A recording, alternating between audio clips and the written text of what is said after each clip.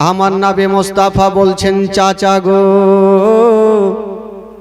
আমাকে যদি না নিয়ে যান চাচা, তবে চাচা গো আমি কার কাছে থাকবো গো চাচা? আমার মা নাই, কি বলে বাবা নাই, চাচা আমি কার কাছে থাকবো? আবু তালেব বলছেন, ঠিকই তো কথা, আমার ভাতিজার মা নাই বাবা নাই, কার কাছে রাখবো? হায়রে আমার নবী মুস্তাফা বলছেন, চাচা গো আমাকে সাথে করে নিয়ে চলেন গো চাচা। চাচা গো আমার মা নাই বাবা নাই, আমি মায়ের গর্ভে থাকতে নিজের আব্বা জানকে হারিয়েছি।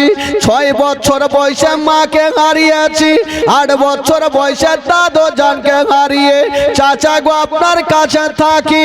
চাচা গো আমাকে রেখে যাবেন না চাচা, মা যদি থাকে আমি মার কাছে থাকতাম চাচা, আব্বা যদি থাকতো আমি আব্বা জানের কাছে থাকতাম, দাদু জান যদি থাকতো আমি দাদু জানের কাছে থাকতাম। চাচা গো আপনি ছাড়া আমার কেউ নাই, আমাকে দয়া করে রেখে যাবেন না চাচা, আমাকে সাথে করে নিয়ে চলেন। আমার নবী যখন বললেন, আবু তালেবের দিলে একটা ময়া চলে আসলো। আহারে আমার আব্বা তো বলেছিল বেটা আবু তালেব যেইখানে যাবে সাথে ভাতে সব সময় সাথে রাখিয়ে তোমার ভাতিজাকে।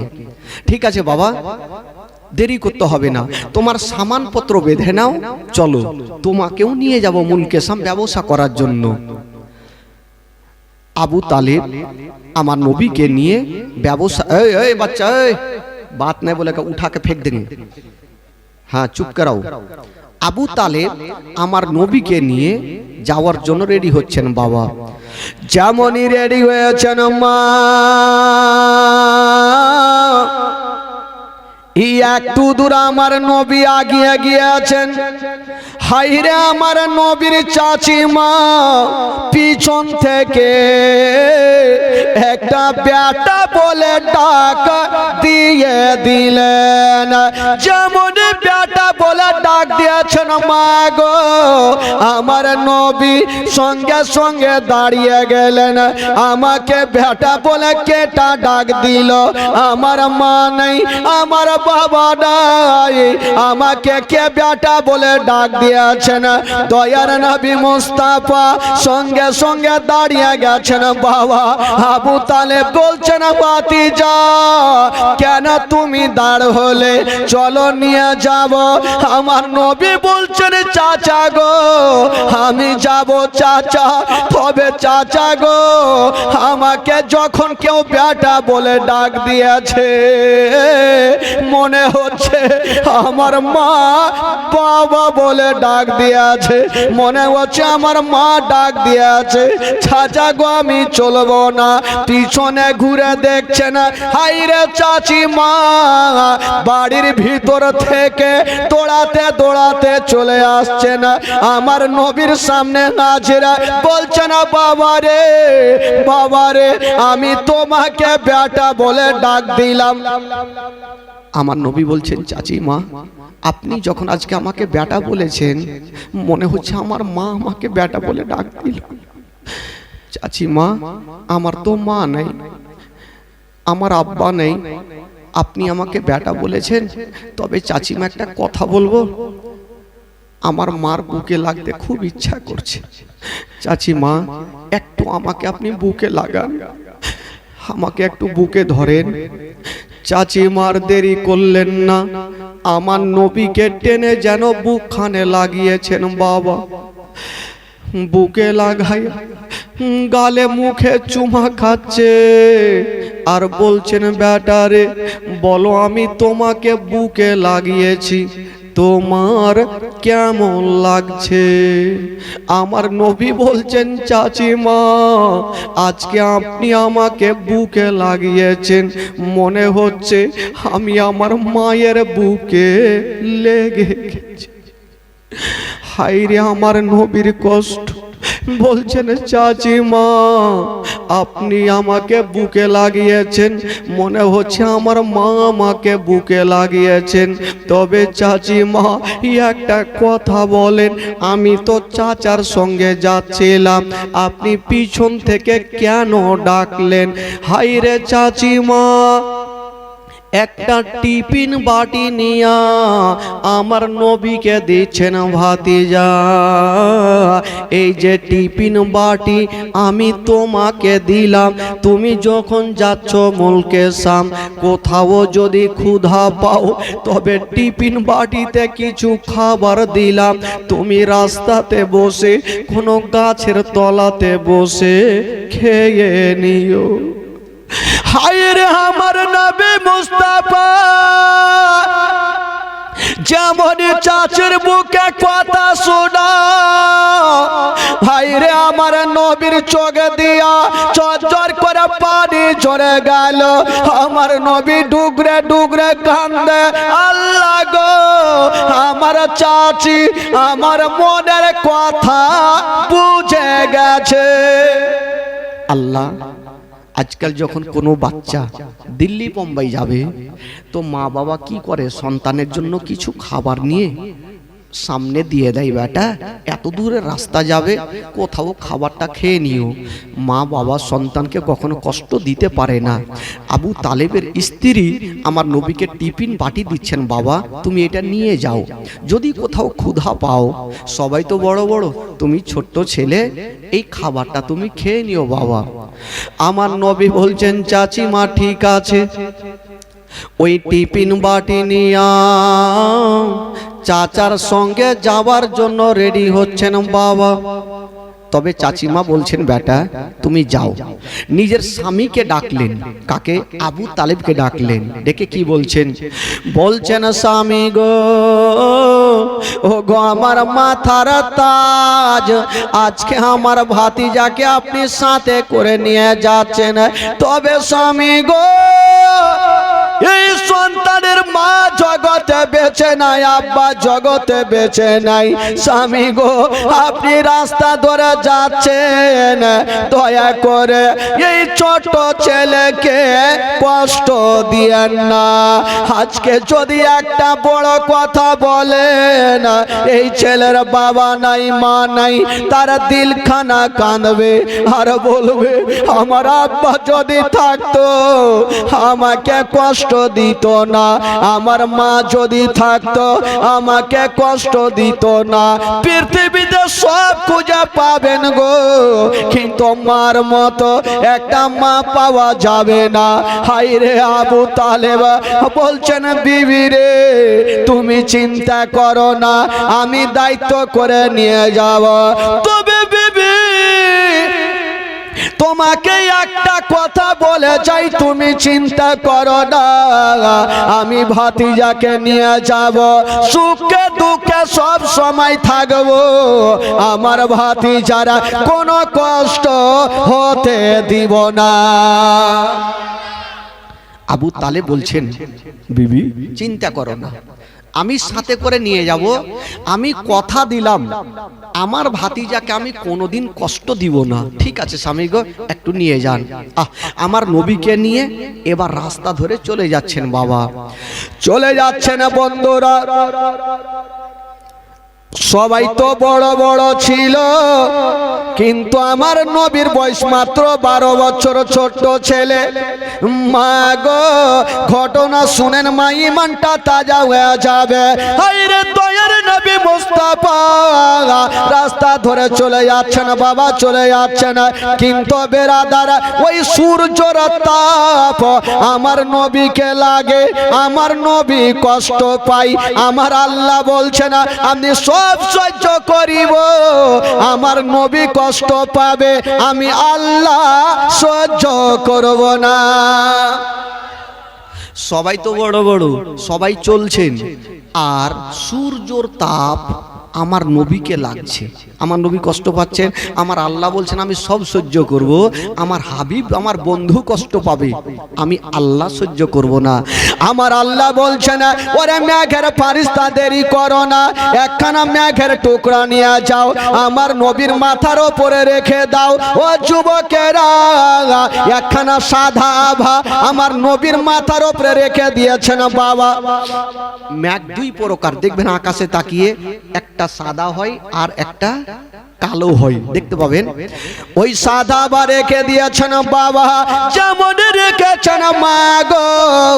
আমার নবী যদি ডান দিকে চলে মেঘের টুকরা খানা ছায়া করে ডান দিকে চলে, নবী যদি বাম দিকে চলে মেঘের টুকরা খানা ছায়া করে বাম দিকে চলে, নবী যদি ডান কি বলে সামনে দাঁড়িয়ে যাই মেঘের টুকরা খানা ছায়া করে দাঁড়িয়ে যাই। ও যুবকেরা, ওই মেঘের টুকরা খানা আমার নবীকে ছায়া করে যাচ্ছেন বাবা, কেউ জানতে পারে না, জানে মহান আল্লাহ। জোরে বলুন। মেঘের টুকরা যে ছায়া করে যাচ্ছেন তো কেউ তো জানতে পারে না, আমার নবীর সঙ্গে তো আরো অনেক লোক আছে, কেউ জানতে পারে না। মেঘের টুকরা আমার নবীর মাথার উপরে ছায়া করে যাচ্ছেন।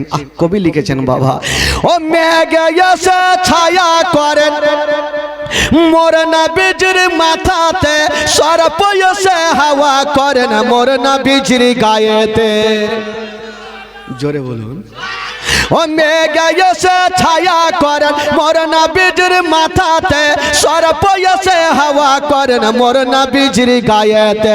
সামনে দুটি হাত, সামনে দুটি হাত রহমতেরি সাকিনা, সামনে দুটি হাত রহমতেরি সাকিনা।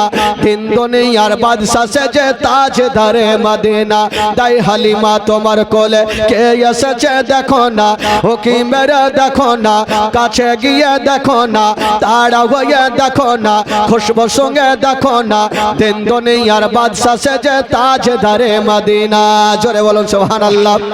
ও শিশু বেলায় দয়ার নবী গেলেন একদিন ময়দানে, সূর্য তখন লুকিয়ে দেখেন নবী আছেন কোনখানে। শিশু বেলায় দয়ার নবী গেলেন একদিন ময়দানে, সূর্য তখন লুকিয়ে দেখেন নবী আছেন কোনখানে। সামনে দুটি হাত, সামনে দুটি হাত রহমতেরি সাকিনা, সামনে দুটি হাত রহমতেরি সাকিনা। তিন দুনিয়ার বাদশা সেজে তাজদারে মদিনা, তাই হালিমা তোমার কোলে কে এসেছে দেখো না, ও কি মেরে দেখো না, কাছে গিয়ে দেখো না, তারা হয়ে দেখো না, খুশবু সঙ্গে দেখো না, তিন দুনিয়ার বাদশা সেজে তাজদারে মদিনা। ওই মেঘের টুকরা খানা আমার নবীর মাথার উপরে ছায়া করে যাচ্ছেন বাবা, কেউ জানতে পারে না, কিন্তু আমার নবীর বুঝতে অসুবিধা হলো না। ওই মেঘের টুকরা খানা আমার নবীর মাথার উপরে ছায়া করে যাচ্ছেন বাবা, এই ব্যাপারটা আমার নবী জানে কি জানে না? একটু জোরে বলুন। আমার নবী তো সব জানেন বাবা গো। মেঘের টুকরাখানা নিচে ছায়া করে যাচ্ছেন, আর সামনে দিকে একটা রাহেব আল্লাহওয়ালা ছাদের ওপরে চেপে দেখছেন ব্যাপারটা কি। ওই মেঘের টুকরা এত নিচে কেন ভাসে? ওই রাহেব বুঝে গেল ওই মেঘের টুকরা খানা কেন নিচে ভাসে। ওরা আগে বুঝে গেল ওই দলের মধ্যে কোন আল্লাহর ওলি আছে, নচেত আল্লাহর নবী আছে। না হলে ওই মেঘের টুকরা এত নিচে কেন ভাসবে? চট করে রাহেব নিচে নামলো, নিজের একটা গোলামকে ডাক দিচ্ছেন, এই গোলাম। কি হলো হুজুর? বলে দেরি করো না, তাড়াতাড়ি করে যাও, আর ওই যে দলটা চলে আসছে তাদেরকে নিমন্ত্রণ করে আসো, আমার বাড়িতে দুটা খাওয়া দাওয়া করে যাবে। তো গোলামটা বড় বড় চোখ করে দেখছে কার দিকে? ওই রাহেবের দিকে। তো গোলামটা ভাবছে সূর্য কোন দিকে উঠলো, এই জীবনে কাউকে দুটা দানা পর্যন্ত খাওয়াইনি, আর আজকে বলছে এতটা লোককে নিমন্ত্রণ দিয়ে খাওয়াবো। আমার তো বিশ্বাস হয় না। গোলামটা বাবা উঠে না। বাদশা আবার বলছে, রাহেব বলছে, যা নিমন্ত্রণ দিয়ে। ও বলছে, হুজুর আমি তাজ্জুব হয়ে গেলাম, 22 বছর থেকে চাকরি করি, জীবনে দেখিনি আপনি কাউকে 2টা দানা খাইয়েছেন, যাকে খাইয়েছেন ও 2টা নিয়েছেন 4টে। আজকে কি আপন হয়ে গেল আপনাকে, এত লোককে আপনি নিমন্ত্রণ দিতে বলছেন। তো রাহেবের বিবি এসে বলছে, এই গোলাম তোকে যাইতে বলছে, তুই নিমন্ত্রণ দে। গোলাম এই ছেলেরা কথা বলবি না। গোলামটা ভাবলো যাই, আগে বইলে তো আসি, কিন্তু আমার মন বলে দিল বলে ই রাহেব জিন্দেগিতে খাইতে দিবে না। গেল। তো আবু তালেবের সাথে যারা চলছিল সবাই বললো, হুজুরা চলতে পারিনি, একটা গাছের তলাতে বসে যান। তো সবাই গাছের তলাতে বসে গেছেন, আমার নবীও বসে গেছেন, আর মেঘের টুকরা খানা গাছের ওপরে ছায়া করে আছে। জোরে বলেন সুবহানাল্লাহ। তো রাহিবের গোলামটা চলে আসলো, হ্যাঁ গো আপনারা কোথায় যাবেন? বলে যাব ব্যবসা করতে মুলকে সাহেব। বলে যাওয়ার আগে ওই যে রাহিব নিমন্ত্রণ করেছে 2টা খাওয়া দাওয়া করে যাবেন। তো ফিরির খাবার পাইলে কে ছাড়বে ভাই? বিহা বাড়িতে যদি কেউ খাবার পাইতে ও ছাড়বে? খাইতে খাইতে এমনও লোক আছে ডোড়া পর্যন্ত ছিঁড়ে দিবে।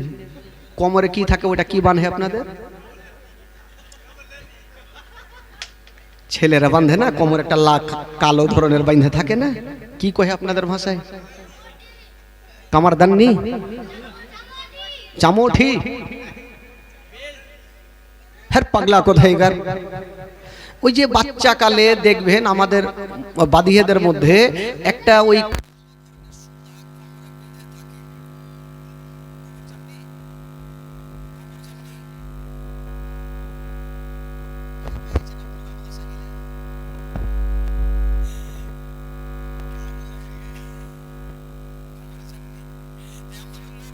খাইতে খাইতে ও কোমর জান্নি পর্যন্ত ছিঁড়ে দিবে।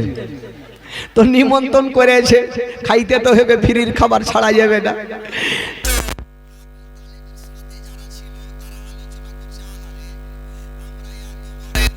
ধরে গেলাম জীবনে নিমন্ত্রণ পাইনি, আর আজকে 12 বছর ছেলেটাকে নিয়ে যাচ্ছি, নিমন্ত্রণ পেয়ে গেছি। তো নিমন্ত্রণ যখন পেয়ে গেছি তো ছাড়া যাবে না, চলো খাইতে যাবো। সবাই তো খেতে যাচ্ছেন। ওই একটা লোক বলছেন আবু তালিবকে, হ্যাঁ গো ওগো আবু তালিব আমাদের মালিক, আমরা তো সবাই খেতে যাব, আমাদের মালগুলা এতগুলা গাছের তলাতে আছে, কেটা জোগাবে? একটা লোক বলছে, এক কাজ করেন, আপনার একটা ছোট্ট 12 বছরের ভাতিজা আছে, উনাকে গাছের তলাতে রেখে দিব, আর আমরা খাওয়া দাওয়া করে আসবো, আপনার ভাতিজার জন্য খাবার নিয়ে আসবো। আমার নবী মনে মনে বলছে, যারে বেটা যা, কে খাইতে দেয় দেখছি। আসলে নিমন্ত্রণ কার জন্য করছে ভাই? কার জন্য? তো আমার নবীকে ছেড়ে যাবে, তোকে খাই দিবে, যা তোকে হুড়কা দিবে। তো সবাই যখন বলল যে হুজুর আপনার ভাতিজাকে রেখে দেন, আবু তালেব বলল, যখন তোমরা সবাই বলছো আর কিছু করার নেই, ভাতিজারে এক কাজ করো বাবা, তুমি একটু থাকো, মালগুলা জোগাও, আর তোমার চাচি যে টিফিনটা দিয়েছে ওই টিফিনটা আমাকে দাও, আমরা খাওয়া দাওয়া করব, আর তোমার জন্য নিয়ে চলে আসবো। ফের নবী মনে মনে বলছে, চাচা যা বেটা যা, কে খাইতে দেয় দেখছি। আমার নবী ফুইটা বললেন, না ঠিক আছে চাচা গো, আপনি যখন বলছেন আপনি আমার চাচা, আপনি যেটা বলবেন সেটা আমাকে করতে, আপনি যান খাওয়া দাওয়া করে আসেন। ইনারা খাবার খেতে চলে গেছেন। বাবা লাইন ধরে বসিয়েছে, কিন্তু ওই বাদশার রাহেবের গোলামটা বড় বড় চোখ কইরা দেখছে। আমি জানি বাদশা ওই রাহেবের জীবনেও কাউকে খাওয়াবে না। ও বাইরে থেকে দেখছে, ই এমনিতে নিমন্ত্রণ দিয়েছে, ই জীবনে খাওয়াইবে না, জীবনে খাওয়াইবে না। এবার এরা কিন্তু সবাই চলে গেছেন, লাইন ধরে বসে গেছেন। বাবা ও যুবকেরা শুনে না, পাতা দিয়েছেন, পানি দিয়েছে, এখন পর্যন্ত ভাত দিল না। রাগে বলছেন দাঁড়িয়ে যাও, ভাত দিও না, আমি একবার যাব ছাদের ওপরে। ইয়ারা বলছে ই বেটা নিমন্ত্রণ দিয়ে বলছে ভাত দিও না, যখন খাওয়াইতে পারবি না তো কে না নিমন্ত্রণ করলি। রায় বলছে দাঁড়াও, একটু ছাদের ওপর থেকে আসবো, তারপরে খাবার দিব। এরা চিন্তা করছে ছাদে কে হুড় কান্তি যাবে না কি রে বাবা, ই মারার পেলেন নেই তো, না হলে ও ছাদে কেন যাবে? থালা দিলে পানি দিলে তো ভাত তো দিয়ে দিবে, কেন ছাদে যাবে? ইয়ারা বাবা টেনশনে পড়ে গেছে, কি করবে? রাহেবের মনের ধারণা, যদি নবী আমার বাড়িতে আসে তবে ম্যাগের টুকরা খানা আমার ছাদের ওপরে থাকার কথা। রাহিবের মনের ধারণা, নবী যদি বাড়িতে আসে তো ম্যাঘের টুকরাখানা কোথায় থাকার কথা? ছাদের উপরে থাকবে। তো একবার দেখে আসি ছাদের উপরে আছে কি নেই। রাঘব যেমনই বাবা ছাদের উপরে গিয়ে দেখছেন বন্ধুরা, ওই ম্যাঘের টুকরাখানা রাঘবের ছাদের উপরে নাই। ওই ম্যাঘের টুকরাখানা ওই গাছের উপরে ছায়া করে আছে। গাছের এরা হাঁটাহাঁটি কেন করছে দিক দিয়ে রে বাবা? তো মৌলানা তাফাজুলকে ডাকার আগে জায়গা ঠিক করবেন আগে। হ্যাঁ হ্যাঁ, तेरे लोग का जगह हुई नहीं गे, जा थोड़ा तो घर चल जा, परसों आइए। और जाए जन जल्दी लेके जाओ, जल्दी लेके जाओ। तो और জায়গা হয় না, কেমন হবে? আর তো কোন দিকে বাড়ার জায়গাও নেই, এমন জায়গাতে জীবনী লাগিয়েছেন না এদিকে না ওই দিকে।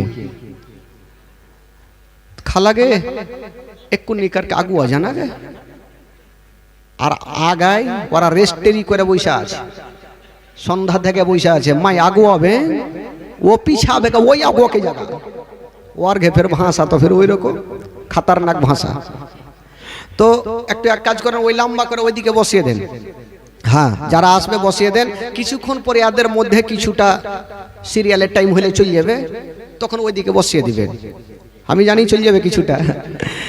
হ্যাঁ, একবার হাত তুলে বলুন তো সুবহানাল্লাহ, জোরে বলুন ইয়া রাসূলুল্লাহ, মাশাআল্লাহ। আচ্ছা, জীবনীটা বলতে বলতে কোথায় থেকে ছাড়লাম ভাই? হ্যাঁ, ছাদের উপরে ছায়া। রাহেবের মনের ধারণা, যদি নবী আমার বাড়িতে আসে তবে ওই মেঘের টুকরাখানা ছাদের ওপরে থাকার কথা।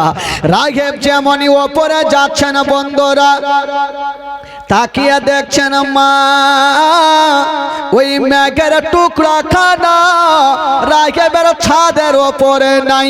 ওই মেঘের টুকরাখানা ছাদের ওপরে ছায়া করে আছে।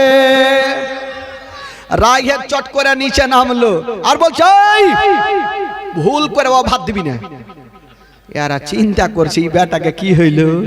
গোলামটা বলছে, আমি জানতাম 22 বছর চাকরি করাতে কাউকে দুটা দানা খাওয়াইনি, আর আজকে এত লোককে নিমন্ত্রণ দিয়েছে, এই যে যা থালা দিয়েছে ওইটাও কেড়ে নিবে মনে হয়। রাহে বলছে, দাঁড়াও, ভাত দিবি না। বলছে, কেন? আপনি নিমন্ত্রণ দিলেন আর বলছেন ভাত দিবি না।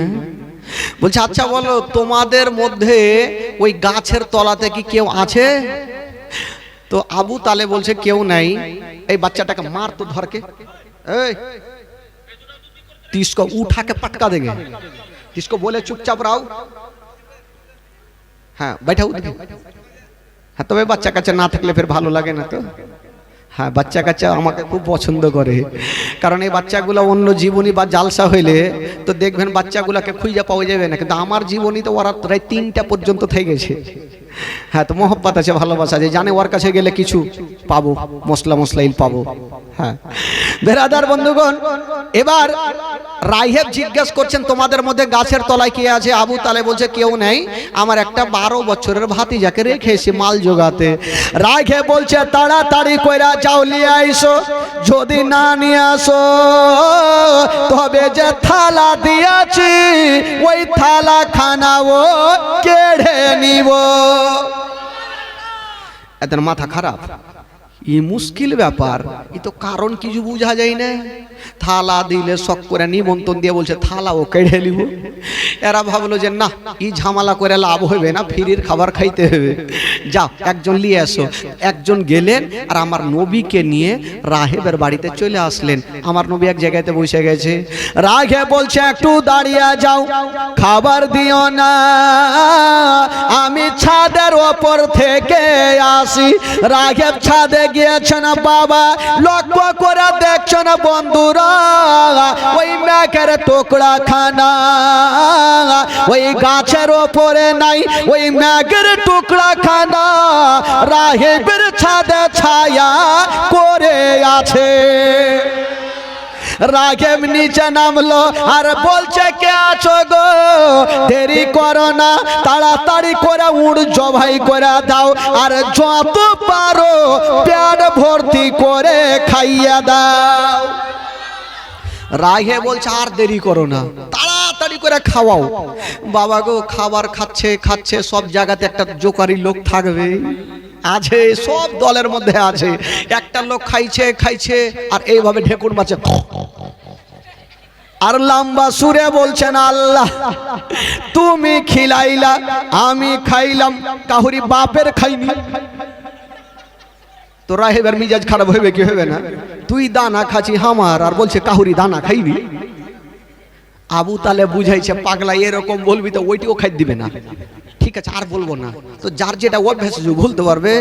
আবার খাইতে খাইতে বলছে আল্লাহ তूने खिलाया मैंने खाया किसी का बाप का नहीं खाया। রাহে বলছে যখন তুই কাউরে দানা খাইসনি তোর লল্লিতে হাত ভরার আমার ভার ঘুরিয়ে দে। তুই যখন কাউরি দানা খাইসনি তোর লল্লিতে হাত ভর আর আমার ভাত ঘুরিয়ে দে। রাহে বুঝে, আবু তালেব বলছে হুজুর ছেড়ে দিন, এই পাগলা মানুষ কিছু বুঝে না। ওকে বুঝাইছে তুই এটা বলবি তো তোর ভাত গোয়ালা থেকে বের করবে। হুজুর আর বলবো না।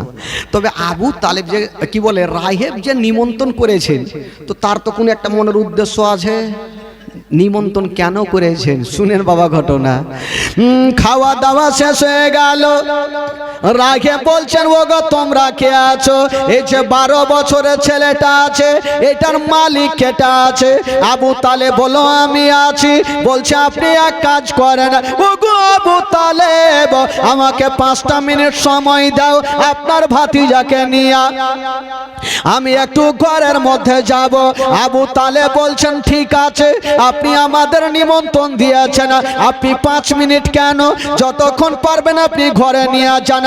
ওই রাগে বন্ধুগণ বাবা আমার নবীকে ঘরে নিয়ে গেছেন, বাবা ভিতর থেকে দরজা লাগিয়ে দিয়েছেন, আমার নবীকে একটা জায়গাতে রেখে দিয়া ওই রাগে বাবা গো মুখে কথা বলে না।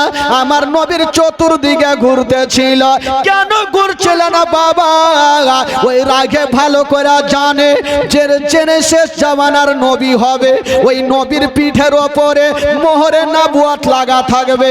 একবার যদি কেউ চুমা দিয়া দেয় তার জন্য জাহান্নামের আগুন হারাম হয়ে যায়। ওই রাহেব ঘুরতেছিল বন্ধুগণ বাবা, রাহেব যে আমার নবীর চতুর্ধারে ঘুরতেছিল, কিন্তু আমার নবীর বুঝতে অসুবিধা হইল না। আমার নবী বলছেন ওগো রাহেব তোমাকে ঘুরতে হবে না, তোমার মনের আশা পূরণ করে নাও। আমার নবী পাক নিজের জামাখানা একটু তুলে দিয়েছেন বাবা, যেমন তুলেছেন মা গো ওই রাহেব দৌড় দিয়ে গেল আর আমার নবীর মোহরে নবুয়তকে চুমা দিয়ে দিল। জোরে বলুন।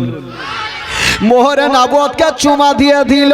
আমার নবী বলছেন রাগেব যাও যাও, আমি নবী তোমাকে একটা কথা বলে দিলাম, আজকে তুমি আমার মোহরে নবুয়তকে চুমা দিয়েছো, যাও যাও, আমার নবী বলে দিলাম তোমার জন্য জাহান্নামের আগুন হারাম হয়ে গেল। জোরে বলুন। আচ্ছা, নবীর জবান থেকে যে কথা বের হবে সেটা হবে কি হবে না ভাই? দুনিয়ার কথা মিথ্যা হবে, আমার নবীর কথা হবে? জিন্দেগিতে হবে না। এবার রাহেব চট করে আমার নবীকে নিয়ে চলে আসলো। আবু তালেবকে জিজ্ঞেস করছেন, ওগো আবু তালেব, আপনার ভাতিজাকে নিয়ে আপনি কোথায় যাবেন? বলে যাব মুলকে শাম। রাহেব বলছেন, ওগো আবু তালেব, খবরদার মুলকে শাম নিয়ে যেও না। বললো কেন? বলো এই জন্য যেও না, আপনার ভাতিজাকে যদি নিয়ে যান তবে জিন্দা ঘুরে আসবে না। বললো কেন? আমার ভাতিজা কাউকে গালি দেয় না, আমার ভাতিজা কাউরি কাঁচালে পা দেয় না, আমার ভাতিজা কাউকে অন্যায় কথা বলে না, কেন আমার ভাতিজাকে ঘুরতে দিবে না? ওই রাগে বলছেন, ওগো আবু তালেব, আপনার এই ভাতিজা সাধারণ ছেলে নয়, আপনার ভাতিজা হইল শেষ জামানার নবী। এই নবী 40 বছর বয়সে ইসলাম প্রচার শুরু করবে। যদি ইহুদিরা দেখে লাই তবে ঘুরতে দিবে না, ইহুদিদের ধর্মকে বাতিল করে দিয়া ইসলাম ধর্ম, নতুন ধর্ম চালু করবে। এই জন্য তারা যদি দেখে লাই তবে নবীকে ঘুরতে দিবে না। আবু তালেব ভয় পেয়ে গেল, আহারে আমার ভাতিজার এত দুশ্মন, ঠিক আছে আর যাব না। তো ওই জায়গাতে কাছের একটা শহর ছিল, যেই শহরটার নাম হলো বুসরা শহর। ওই বুসরা শহরে কিনা বেচা করে বাড়ি চলে গেলেন। আর যেমনই বাড়ি গেলেন, আবু তালেব বলছেন, হায় আল্লাহ, দূরে গেলে হয়তো লাভ বেশি হইতো, কাছে মনে হয় লাভ হইবে না। হিসাব করে দেখছেন বাবা, যেমন হিসাব করেছেন মা, দূরের শহরে গিয়া যতটা লাভ হইতো না, কাছের শহরে বিক্রি করে তার থেকে ডবল লাভ হয়ে গেছে। জোরে বলুন। দূরের শহরে গিয়ে যতটা লাভ হইতো না, কাছের শহরে বিক্রি করে তার থেকে ডবল লাভ হয়েছে। বাবা গো, তাহলে বুঝা গেল আমার নবীকে নিয়ে গেলে কখনো লস হবে না, যা হবে সব লাভ হবে। বাবা গো, এবার থাকতে লাগলেন বন্ধুগণ। বাবা আবু তালেবের কাছে আমার নবী থাকছেন। তবে মক্কা নগরে আমার নবীকে গোটা মক্কা শহরে আলামিন বলে জানতো, সত্যবাদী বলে জানতো। আমার নবী কখনো মিথ্যা কথা বলতেন না। আর আমরা আর আপনারা 100টার মধ্যে 99টা কথা মিথ্যা কথা। খালি যদি ফোন করে কাহা মে হও আছে 7টারিতে বলবে আমি হাই মালদামে, মিথ্যা কথা।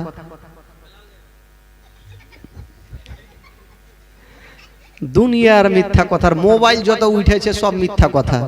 আমি একদিন যাচ্ছি কোথায়, তো আমার একটা পার্সেল লোক বসে আছে, ওকে কে ফোন করছে, কোথায় আছে? তুই আছে বহরমপুরে, তুই বলছে আমি আছে শিলিগুড়িতে। তো ওকে বলছি, ভাই আপনি তো জিন্দা মিথ্যা কথা বলছেন। বললো, ধুর মাওলানা সাহেব, বলিয়ে না, আমি একটা গরুর দালাল, যদি বইলে দি যে এইখানে আছি তো আইসা ধরে নিবে, টাকা পাবে আমার কাছে 20,000 টাকা। ওই জন্য এমন জায়গাতে বললাম তোর বাপাও খুঁজে পেবে। এরকম তো অবস্থা আছে ভাই। মোবাইল মানে মিথ্যা কথা। কিন্তু আপনারা মিথ্যা বলছেন, এরা জিন্দেগিতে বলবেন না। এরা জীবনে মিথ্যা কথা বলে? এরা বলে? বলা যাবে না। আচ্ছা, আপনারা এখানে বসে আছেন, একটু দিল থেকে বলেন তো, যারা যারা নিজের স্ত্রীকে কখনো মারেননি একটু হাত তুলে দেখান তো।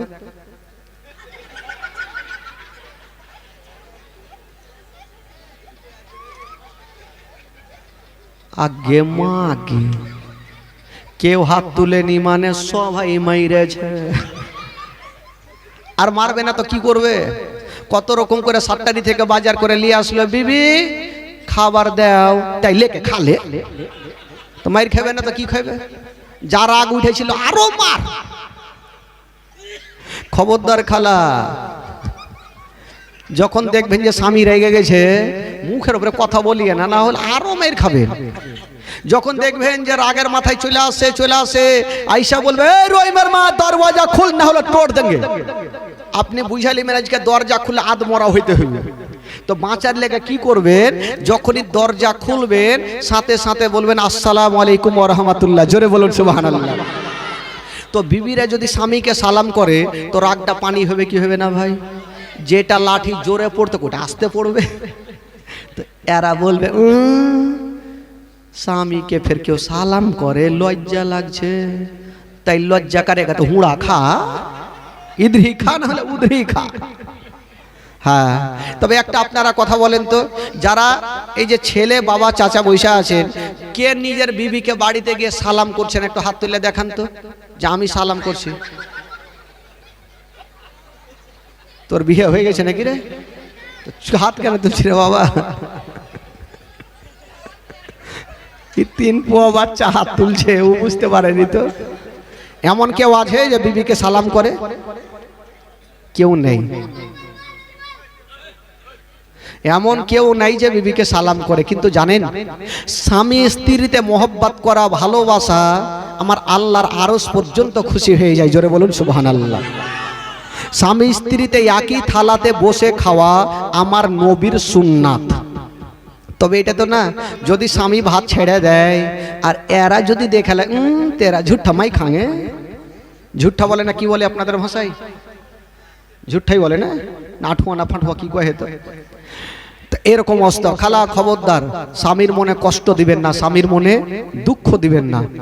বেরাদার বন্ধুগণ, এবার দেখেন আমার নবী চলে আসলেন। আমার নবী আবু তালেবের লস হলো না বাবা, আবু তালেবের কি হলো?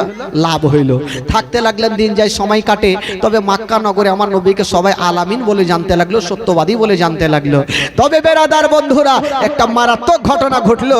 আচ্ছা বলুন তো, আপনাদের এলাকায় কোনো ক্লাব আছে? ক্লাব আছে?